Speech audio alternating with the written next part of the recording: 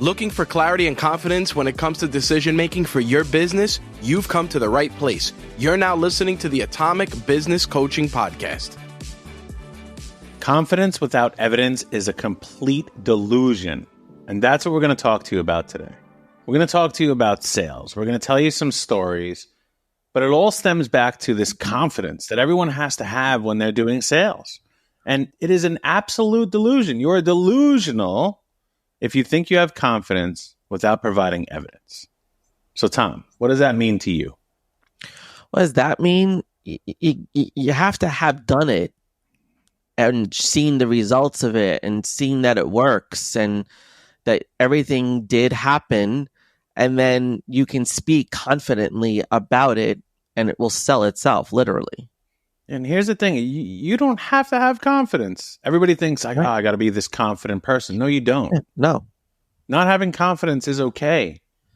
Not doing anything about getting the confidence is not okay. Correct. And really, Tom, where does confidence come from? Confidence comes from yourself. It comes from experiences. It comes from,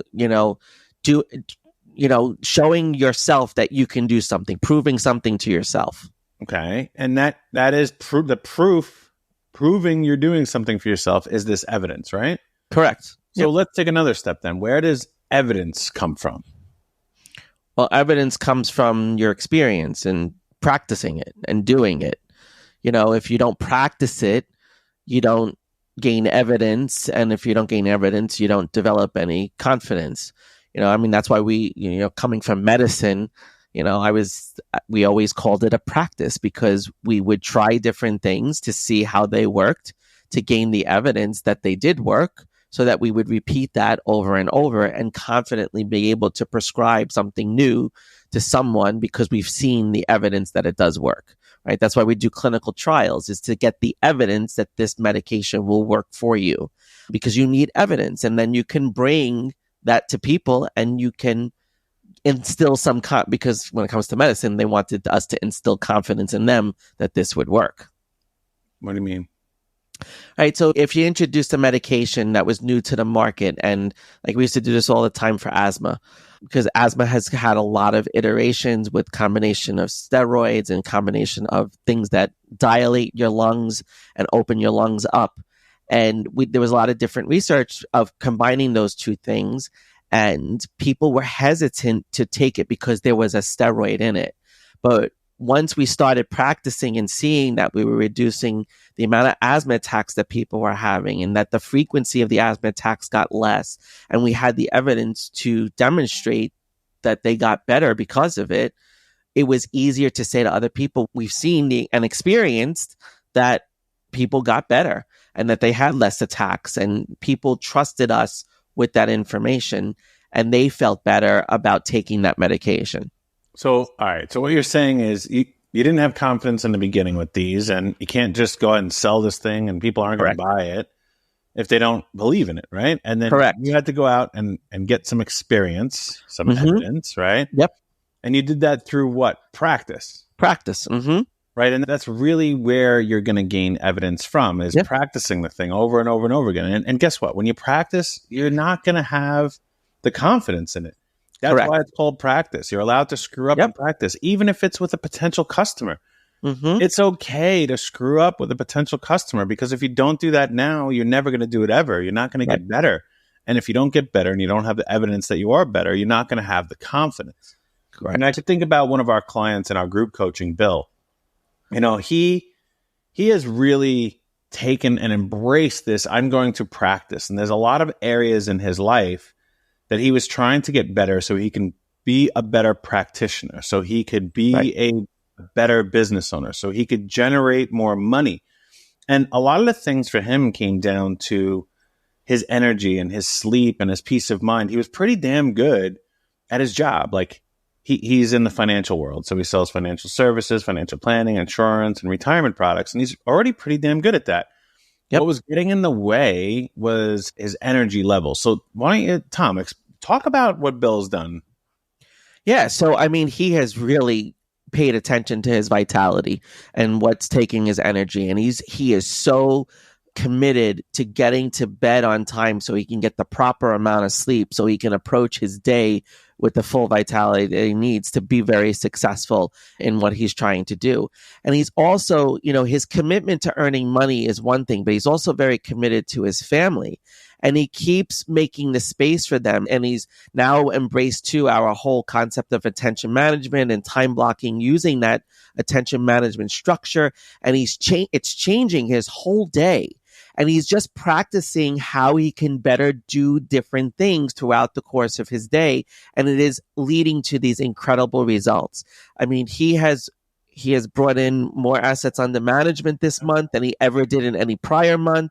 He's sleeping better. He's feeling better about himself. He feels good as a father. So he's gaining confidence in all of these different areas because he's practicing his craft and his art and what he does really well. And he's paying attention to the things that he needs to pay attention to and making sure he practices doing that. Practicing going to sleep every night at a specific time takes practice to get into that routine.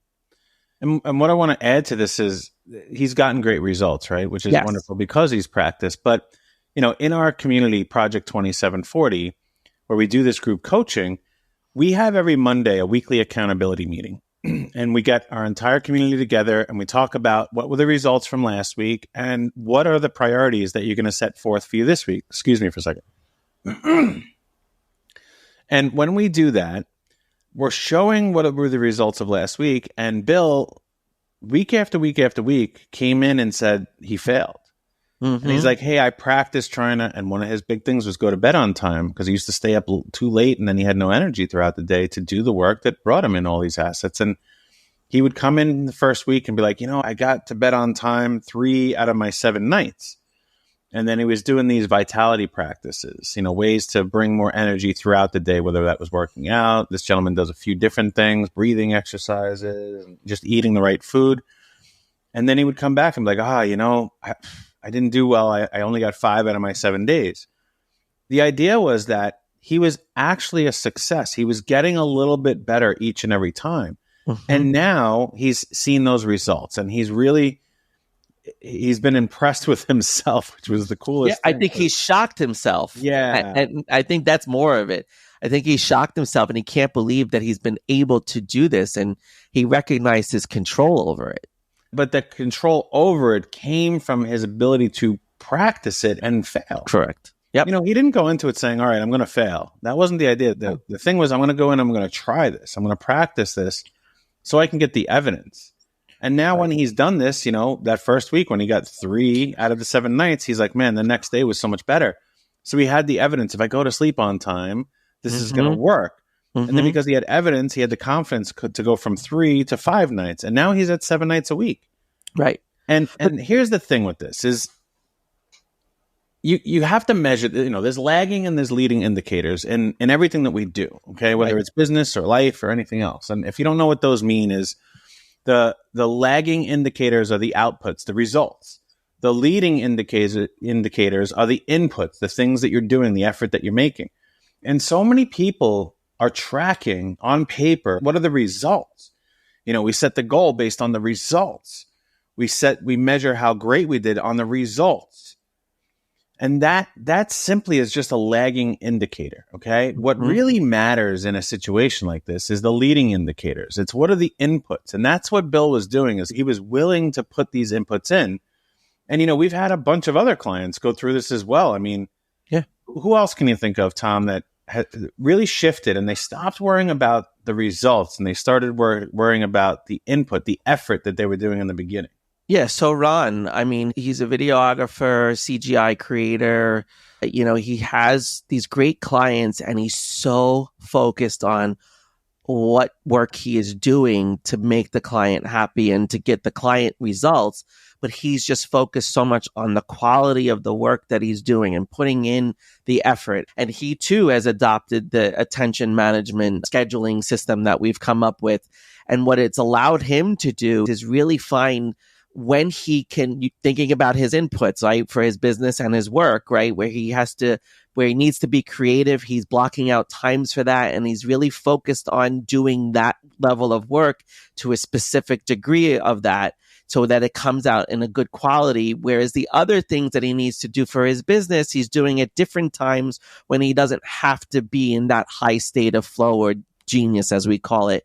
He has focused so much more on, and again, this is the process, right? It's the process. It's not the destination. It's the journey, not the destination. We've said this over and over. And what Adam and I are talking about today is that when you look at what you're putting in and you focus on the effort and the input, you don't have to worry about that lagging of the results, because it's about the input that makes the difference, because you're going to iterate and you're going to learn from that and you're going to make things better, and things are only going to get better on the result side of it because you took the time to put the energy and the effort into the thing that you're doing. Yeah. I mean, these two members of ours at Project 2740 really committed to focusing on, what am I going to do? How am I going to practice? How am I going to build my day around the inputs?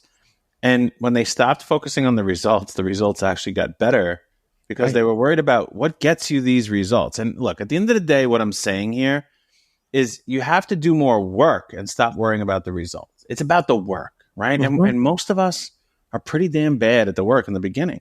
And that's okay. There's nothing wrong with that. We all start somewhere. Right. That's why you got to practice. That's it. Exactly. But so look, what comes out of this? It's this confidence, right? It's this confidence. And why do we need the confidence in business? Most likely it's because you want to make sales. You want to make money.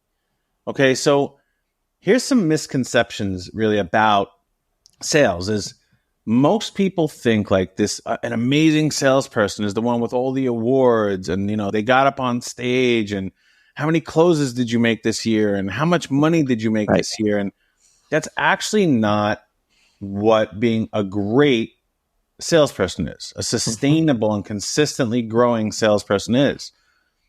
The ability to continually sell is what makes you a great salesperson.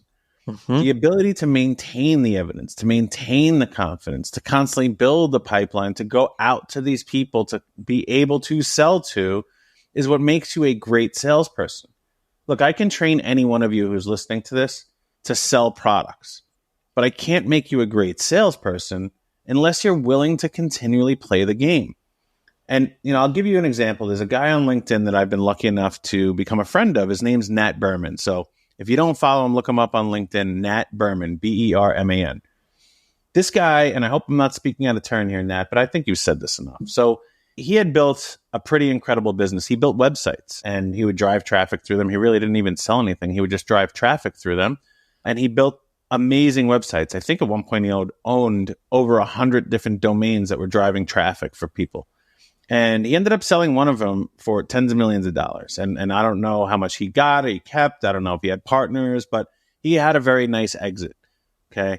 So he no longer needs to work for money. Let's just put it that way. How much money he has doesn't make a difference. He is in a comfortable place that he doesn't need to make money. And the reason that Tom and I have become so close, we had lunch with him a few weeks ago. I talked to him, I don't know, probably 3 times a week now. And the reason we've become so close to him is because he keeps playing the game. He's building a community, much like Tom and I are building our Project 2740 community. And he's going at it like a brand new business owner. And what I mean by that is the amount of effort that he's putting in. He's putting unreasonable amounts of effort in. And quite honestly, that's what an entrepreneur is. The difference between a business owner and an entrepreneur is a business owner, they want to mitigate risk. They want to eliminate the risk. What an entrepreneur does is they're willing to take on unreasonable amounts of risk to put the inputs in to get the result that they think they'll get from that. And the thing that makes Nat so admirable is that he keeps every day, this guy puts the effort in. Every day he's having conversations. Every day he's giving back to his community that he's built. Every day he's talking to guys like me and Tom when he doesn't need to. He already knows we're not buying his product. He doesn't need to talk to me, but he's playing the game. Yeah. And that's really what being a great salesperson is all about. It's playing the game. So when you start to look at in life, what is winning? Winning is the ability to continue to play the game. Right. Okay. If you're winning in life, you get to live. You get to see your kids this morning. You get to go to the baseball game. You get to work. You get to go to that amazing dinner. Right. You get to go to the barbecue with your family. That's what this is about. Winning is playing the game, being able to continue to play the game. Think about, Tom Brady, Michael Jordan. These guys are no longer winning. Why are they not winning anymore? They can't physically play the game. But you can play the game of business for the rest of your life. Look at Warren Buffett. Look at Charlie Munger, right? He just passed away. That's Warren Buffett's partner, if you don't know who that is. Warren gets to keep winning because he gets to keep playing the game. Yep. That's a really cool point. I mean, winning allows you to keep playing the game because and it's a motivator. It becomes that motivator to keep going, keep wanting to win, and keep everything moving in a forward motion. That's what builds momentum, is the winning and the ability to stay in the game. When you lose, you don't get to stay in the game. And that's the thing people don't realize, is that you have to keep this winning mindset, that you keep going after That's that. Not what I'm saying. No, Tom, I think you're reversing it on me. What I'm saying is playing the game is winning. You don't have to win to play the game. No, it's not right. If you lose, you don't I get it. Game. It's that if you are playing the game, you are winning. And if you're not playing the game, you are losing. Right. If you don't give yourself the chance to practice. Yeah. Right. I was going a little different. You're not going to have the evidence, so you can have the confidence to keep playing the game. Yep. And then you're a loser.